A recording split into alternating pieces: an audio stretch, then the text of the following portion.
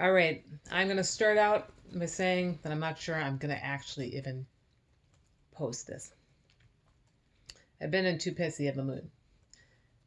So if you're just coming in here, still haven't really come up with a way to introduce this channel, what it would be called. I think I had said this is maybe would be called Savage Insomniac Radio. I feel that's getting more and more appropriate. I think I slept about 2 hours last night.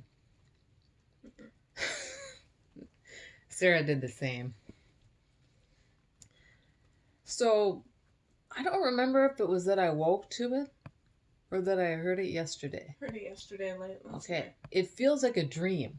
Mm-hmm. So hold on a second.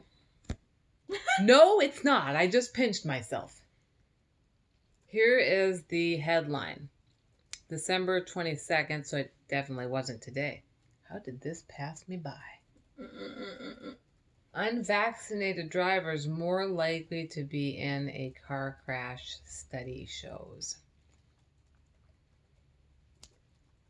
Study should be in quotes, by the way. If you want to get a good, thorough explanation of why I just made the comment that I did, please visit Vinay Prasad's website on YouTube. I cannot do a better job than Vinay Prasad did. His name is spelled V as in Victor, I-N-A-Y, and his last name is spelled P as in Paul, R-A-S-A-D. He's an MD. He practices. He's an oncologist. He's quite smart. He is pro-vaccination. I am not pro-vaccination. I am also not going to just say I'm an anti-vax person. That's not really who I am. And anyone who knows me knows that I kind of have like a lot of, Sarah's nodding. You do. I might not be embracing vaccination, but I don't know if I want to join that whole anti-vax sentiment. Although I'll join it if you're going to push me into defending, and I don't care if I have to defend someone of the opposite political ideology. My best friend is a Republican. And if you're so out there and you're listening to this and you're like, I'm not a Republican, that means you're not my best friend. I'm sorry, but it just does. It doesn't mean anything. And it doesn't really mean anything. It's just somebody that I really relate to. And, you know, I probably could be close friends with you too if we really clicked. It's just, probably shouldn't have said that. I'm just kidding around. You may not ever hear this. Probably because we're not best friends. Just kidding. Okay, I'm just keep going. But I didn't get vaccinated. Probably shouldn't say that, huh? But I didn't. I have no agenda here. I'm not a scientist. I'm not a medical doctor. But I didn't get vaccinated because I had a lot of medical abuse. I'm a minority. Not that that matters. I had a lot of medical abuse. That in and of itself was enough. If you look at the history in the United States, you know that I know it's been cited. You're probably going to get annoyed. If you're on the camp that's for this 100%, you're going to get annoyed with me. Tuskegee experiment, syphilis experiment. I'm also a patient that has been diagnosed with what is traditionally called Lyme or Lyme's disease. It's not Lyme's, by the way. It's Lyme. Okay, so, and so, you know, if you've been diagnosed with that, then you've been treated like shit. I'm going to sum it up. Okay, and if you haven't been treated like shit and you got Lyme disease, I'm very happy for you. You would be among the minority in the world. You're probably seeing somebody like, I don't know. I don't want to say a name, actually. One of those hotshots out on the East Coast that's treating you well. And I'm happy for you. But most Lyme patients go through hell even if they get to the good docs. By the time they get to the good docs, they've been through umpteen docs. I mean, look at people like Avril. What's her name? Avril Lavigne. I think she was sobbing in a public interview, and she was like, "I've been sick for months or something." And I remember looking at my daughter. I think it was my daughter at the time, because I don't very. Okay, I'll leave everything out of it. I think it was my daughter, and I was like, she's been sick for X amount of time, and this is her reaction. It's the worst experience of her life, And I've been dealing with this since I was 21. And I'll just leave it right there. It's long enough. Okay, if it was 10 years, it's too long. And it wasn't 10 years. It's been over 20 years. So, no, I don't have the most abundance of faith in the medical field. I'm missing a thyroid because the medical field went too far and irradiated my thyroid gland. Because, Cheryl, you know this is going to come back because it's Graves' disease, and that's what happens. Then I go to the doctor that I was seeing at the time. Sorry if you can't follow me. I switch gears a lot. I go to the doctor who is 93, and he wants to vote because he knows this is a stupid idea, but he can't talk me out of it because, well, another doctor already got to me and scared the holy crap out of me. But it really wasn't right for him to ask to vote either, now was it? I mean, shouldn't he have appealed to intellectualism with me? I mean, I think he should have listened to me talking. I know I was sick, but he should have said, okay, I understand this is your right. But hun, do you think, and maybe drop the hun, but he could have gotten away with it. That's why I said that. Could you just wait and give me 48 hours to make a case? You see, the medical field let me down.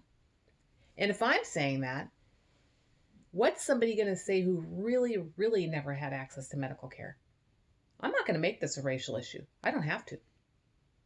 There are people that I know, and no, they are not people of color that have the shittiest access to medical care. So I'm not going to make this about race. I don't have to. I could, but I won't. So I'm not going to make it about politics either. So yeah, I don't trust this. And this vaccine rolled out really fast. And I may not like Senator Ron Johnson's comments all the time, but he held a fairly decent political hearing. And the people that came forward were actually largely vaccinated individuals over the course of their life. Some of them healthcare providers, one of them a teacher. They were seriously injured. And I watched as the entire public was willing to look away from them, to say it didn't matter, that they didn't matter. One of them being my age, a nurse practitioner who is in pretty much the same shape as I am. And by the way, he was vaccinated. He is extremely pro-vaccination. I will not be using his name here. If you are interested in that information for good reasons, you may contact me and I will let you know. I'm not going to use people's names here. I don't want him to be inundated. He already gets inundated. He's been interviewed a lot. And I don't actually know him personally. I've just listened to him interviewed. Like I said, I'm just a patient.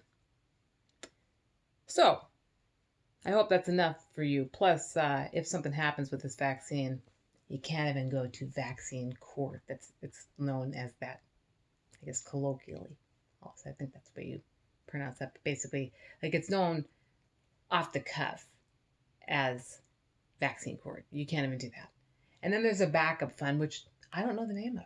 Probably because my brain's affected from all this shit that's going on, being inside and being sick right now. And if you think I deserve it, F you. But I'm sure you don't if you're listening. Maybe if anyone does. Even that just made me mad. See what I mean? So, where was I?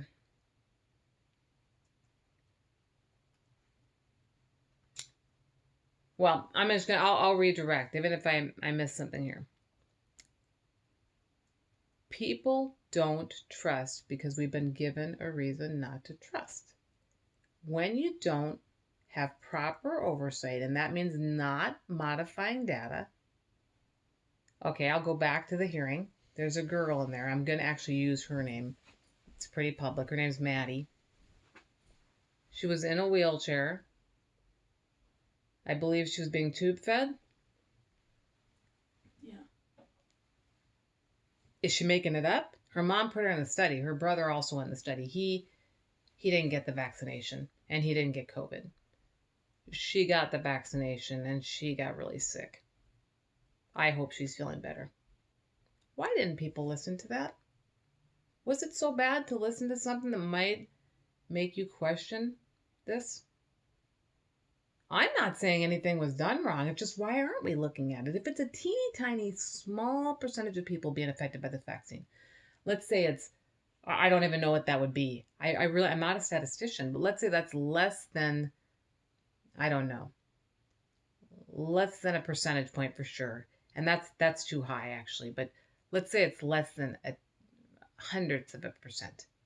That's a small amount of people, right? So just deal with those claims. Allow for at least vaccine court minimally. I think even people who use that court, the lawyers that use that court said they would have preferred that. A lot of them have. The ones that go in and represent, they couldn't do anything much with this. And there's an alternative fund you can't get much from either. So I mean, yeah, it's a problem when you can't, when there's not transparency, and when, because I believe of a 1980s bit of legislation that these places, these pharmaceutical companies don't have to take responsibility if they injure somebody, even if it's a small chance. So when some of us looked at that small chance, we were like, well, if it's such a small chance, then why can't we just go ahead and have them be responsible? And why not, right? I mean, like, I think we can all agree if it's a small chance of almost anything, why not just go ahead and cover it? Like, right? When you go to the store and you buy something and they hand it to you, you hope it's going to work, and they give you a receipt, and you get to bring that back and take it back. But not this, because once they inject it into your arm, you can't take it back. You also can't take back COVID, for people who are listening. It's horrible. It's horrible what I've witnessed in other people, vaccinated or not. It's horrible what I've experienced, because I never tested positive, ever, on any test.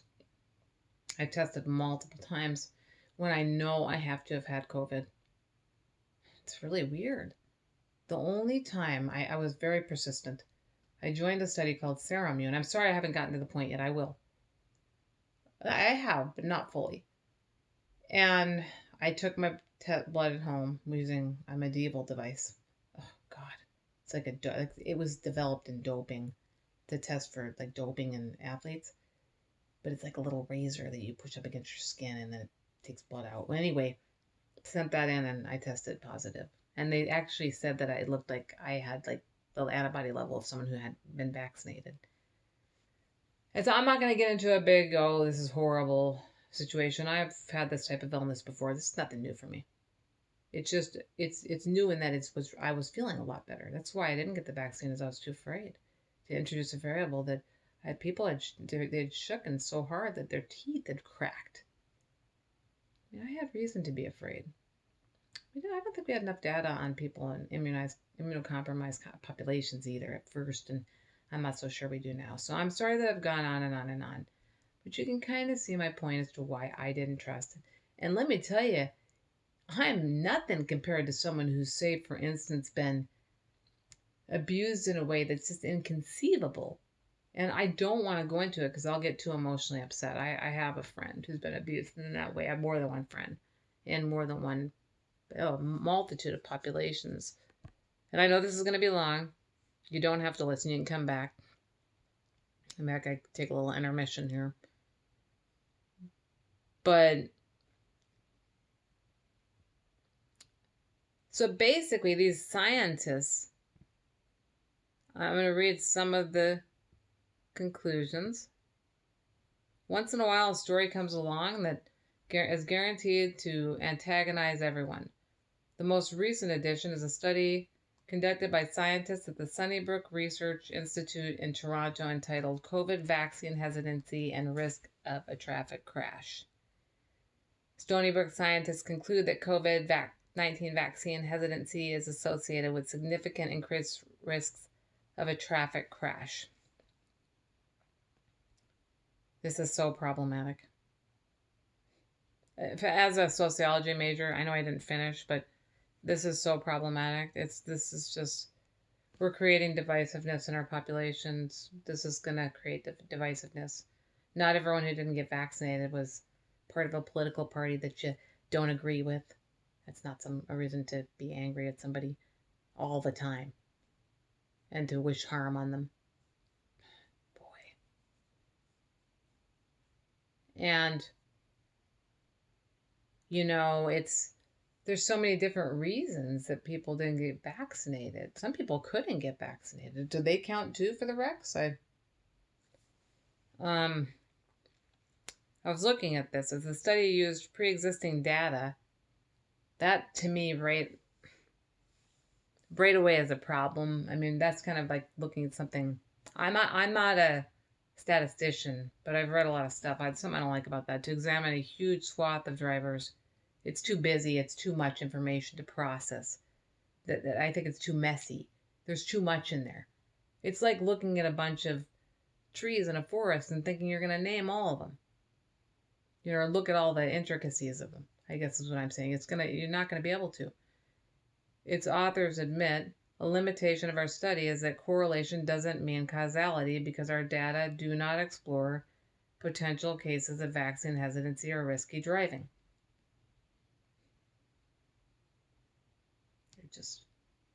This is a very inappropriate study. In other words, if 76% of drivers involved in traffic accidents had breakfast, that doesn't mean that having breakfast causes traffic accidents. So I want to just briefly talk about, because I actually paid attention in philosophy, one of the things that we looked at in philosophy was called the slippery slope fallacy. So it's this idea, it's an idea that you have an idea that something's going to happen, and then I'm not going to go into detail about it, but it's a really bad argument. It's an argument. They call it a slippery slope because you make this conclusion, then slope it going down like it just gets bad. And I might come back to the different thing. I can't get off into it. The other thing that comes to mind is confirmation bias from social psychology. So it's like you're going out there looking for information that supports your conclusion. Now that could be said of me too, right? Not really. I haven't read the study yet. I'm reading what's being said in the public. My problem with this has more to do with what it's going to cause between people. It's going to cause divisiveness. Furthermore, I think it's a poorly designed study before I even go into it. There's something there's so many things not right about it. So many things can cause accidents. And so many things can cause people to not get vaccinated. So you're never going to get causation. I doubt that. You don't see that very often. So I'll cut them some slack there. But I'm not even going to get into this article altogether. I find this to be very, very bothersome. Very bothersome. It has some language in it I don't like. Just trying to see.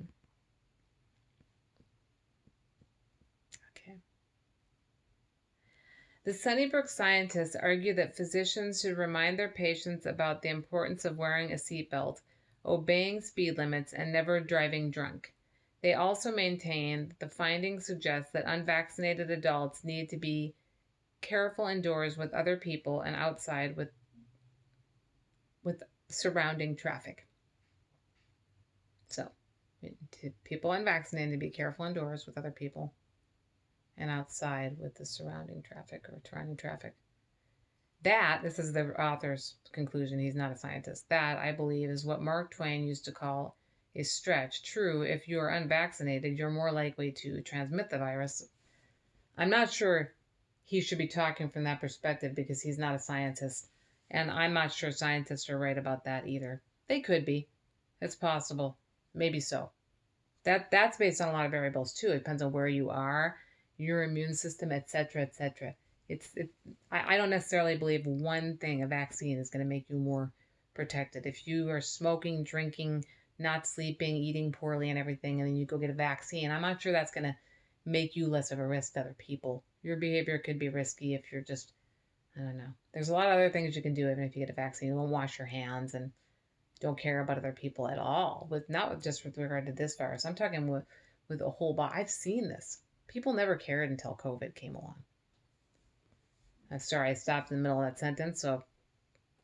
But you are not any more likely to bump into someone or trip over the furniture. That's true. I mean, these types of jumping. But the thing is that he says stuff that I don't like, like he's going to leave it to the scientists, although he kind of didn't. Instead, let's note that the Sunnybrook scientists, instead of him talking, let's note that they also found that whether vaccine hesitant or vaccinated to the max, traffic crashes disproportionately involve those who live in poverty. Unfortunately, there is currently no vaccine for that. So this person kind of pissed me off in the article, kind of made me laugh in the article earlier too, because he's definitely not purporting to be a scientist, but he does seem to think that this study has some, some oomph behind it. He does seem to. But his closing comments also suggest that he's concerned about this, and he's concerned about poverty, something that might be more linked. He's not saying it, but he's without knowing it, he's going, what does cause an increase in accidents? What is correlated, not cause, sorry about that. What is correlated is poverty. And I actually have studied this a little bit in social science. I wish I had my book and so I could cite it. I don't like saying stuff without citing, but I'm going to have to this time. So when they corrected for income and they brought income like even, and sorry to do this too, I know people don't want to hear race stuff because we don't see color, but I do. I go through I drive every day. If I didn't, I'd wreck. Maybe people wreck because they don't see color. That's what it is. We're not racist, so we can't see the lights. We're wrecking. Okay, I'm sorry.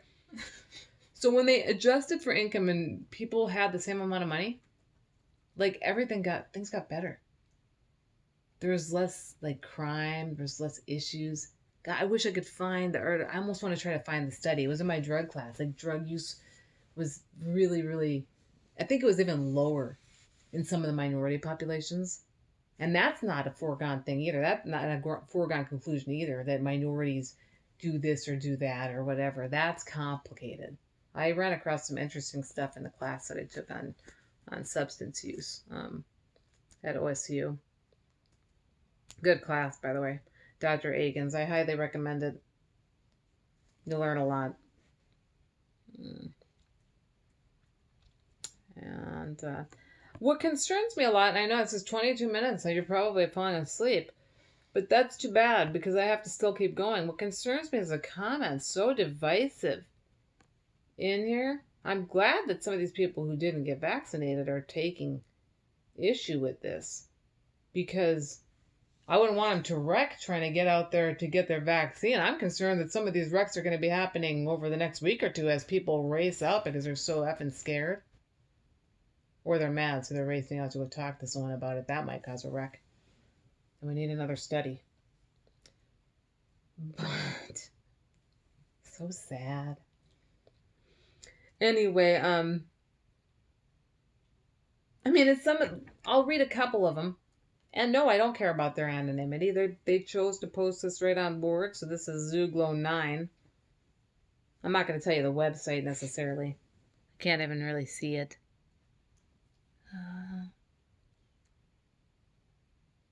Well, theglobeandmail.com. It might be that. Okay. Anyway, it's simply about, quote, risk-taking behavior, close quote. Unvaccinated people tend to be more risk-taking. It doesn't take a genius to figure out what you will get if you take large samples of risk-taking and risk-avoiding people. I don't like the word genius. Most people that use it aren't one. I don't like using the word genius, but he started it, so to speak. He is not a genius. He represents what I'm concerned about. This type of divisiveness, this conclusion. It's so obvious. Obviously, a person who wouldn't take the vaccine also would just go and walk into a poll with their cell phone. They're probably not looking at that up. That's who's doing it. It's all the unvaccinated people. That doesn't really mesh, does it? Because just about everyone walks around stupidly with their cell phones. whether they're, no matter what they are. And they're all probably at risk. I bet you they're still cracking their heads into polls. Bet you that didn't change.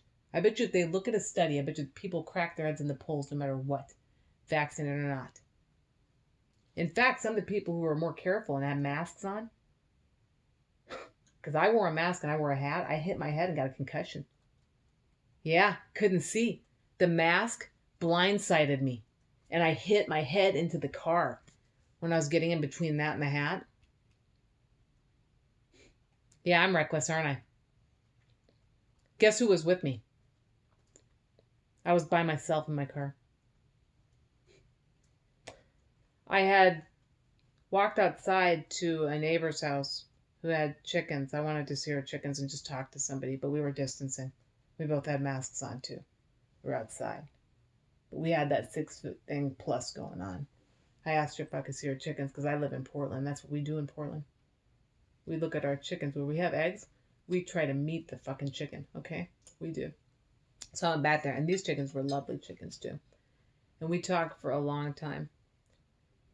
And as I made my way back to the car and I leaned into the car that I'd gotten into for over 20 years with not one concussion, I banged my head right into the frame of the door. And I was so frightened because it really did hurt. I was in the middle of my separation, divorce really. That was the day that things were pretty well finalized, from my memory. And I didn't know what to do. I was at the store. I was alone. And do you think anyone was going to talk to me that much? Not really. They were scared to death. I didn't even bother telling anyone. Just got into my car and sat there for a few minutes. I can't remember what I did. I think I just drove home. And then that's when I noticed that I didn't have like a serious concussion, but it wasn't. I remember telling somebody in a group about that. And he said, well, there is a pandemic going on. That's why they haven't seen you. I was like, that's pretty fucking antagonistic. I said, I do have a concussion. In fairness, it can be very serious to deadly. It's a brain bleed. If it gets bad enough, your brain slushes around. It's a brain injury. Don't worry, I never got seen. Not even online. That's what I said. How about just an online appointment? When I said I wanted to be tested for COVID in October of 2021, or 2020, I'm sorry, before the vaccine, so it wasn't my fault, guys.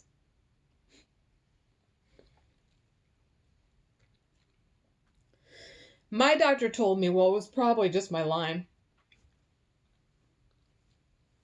It didn't matter, the test. The test had a 30% failure rate. Lyme tests have a greater rate of failure than that, but we run them sometimes. She did eventually want to run a huge panel on me after my alternative doctor made her see the light in what I can only call a house MD moment for her. When she said, oh my gosh, you have hypoglycemia, you have low blood pressure, you have this, you have that, oh my gosh, you have Lyme. I didn't want to hear that, by the way, by that point.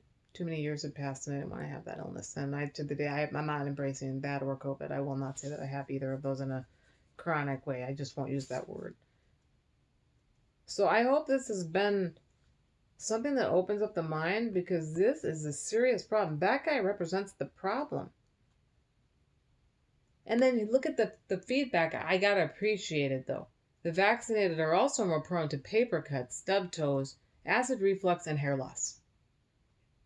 So now I'm going to do something to try to pull it together, because I'm not going to read all these comments. You are free. I will try to put the link down so you are free to go look at all the stupidity. I was going to tell you something, though, so I may have to sit here for a couple seconds. Oh, yeah. So there is a common thing that is said about drug abuse. It's a gateway theory. That basically, marijuana is the gateway drug to other drugs. I don't believe in this theory, and I'm barely calling it a theory. I'm sorry for the gateway idea. You can look at my teacher, Scott Akins, wrote about this. But basically, a lot of people breathe air too that did cocaine. So is air a gateway drug? Like a lot of people smoked pot. Most people smoked. I mean, well, a lot of people smoke pot by the time they're in high school, certain age. So, right, like how many of those people end up doing cocaine? Not that many. They don't. It's actually a small segment that ends up addicted to cocaine. So, cannabis is actually considered a drug that people land on. And they called it something terminus. And I'm sorry, brain fog, but I got terminus, and that means end. It's an endpoint drug. Most people don't actually do other drugs. That's just the drug they started with, and it's also a drug they land on. I maybe not doing the best job explaining this. In fairness, I have a lot of cognitive delay. I'm sure Sarah will back me up that I'm doing well even to be talking with what I've been through. That's true. But you can always look into it. Just look into it that really marijuana, there's some twisted statistics, and my teacher's a statistician and researcher. And he said, I don't know what kind of math they were doing, but this isn't right. And you'd have to look at it, because when you look at it, you're going, this isn't right. Like, how did we believe this? Well, I'll tell you how we believed it in the 1980s during the war on drugs. The war on drugs was insidious. It had been going on and on. It started, I think, with Nixon. And it was done with a lot of like, it might have been started before then. I don't know when Reefer Madness came out, but basically it was a whole bunch of propaganda. And so the war on drugs, we bought into something in the 80s that just wasn't true. Gateway drugs are more likely to be things like cigarettes, alcohol, to me, prescription drugs, those things that might really lead to a reward thing in the brain, a dopamine hit. I don't think pot actually does that as fast or as much. Having said that, anyone who knows me knows my opinion on cannabis. Do not toy with cannabis or you use it all the time, because when you come off of it, you might have hellacious withdrawals. And don't think you're something special that you'll avoid it. You won't. I've seen some major potheads talk about how horrible it was. But I never got addicted to marijuana. I've never been addicted to any drug, actually. Except, well, nicotine. I feel I was addicted to nicotine, and I feel I was addicted to sugar. Junk. Anyway, I'm going to leave it on that note. My concern and why I did this, I'm sorry that this is very long and that this is very all over the place. Maybe I'm not sorry, but I wish it had been more organized. But we can't always be organized. We can't always be clean. We can't always have a smooth sounding voice. And don't we think some of those journalists out there are kind of psychotic anyway? When they look at the camera and they're like, this horrible thing happened today. And next at 11, what you might get at the store for Christmas. I mean, don't we actually think those people look like psychopaths when they rattle that shit off? They are not. They're desensitized. I don't know, maybe they are psychopaths, some of them. Sometimes they say the most horrible stuff and then they smile. It's something else. Okay. I'm a person who jumps around a lot, and I will try not to do that. But this is a topic that does need to get discussed. I might even redo this. Okay, I might redo this. This may not even go out there. So if it does, no one will end up hearing it. If not, I'll see you at the next one at episode 7. Thanks for joining me for what's going to amount to almost 35 minutes of talking. Have a good day or night, because for me, I'm having insomnia.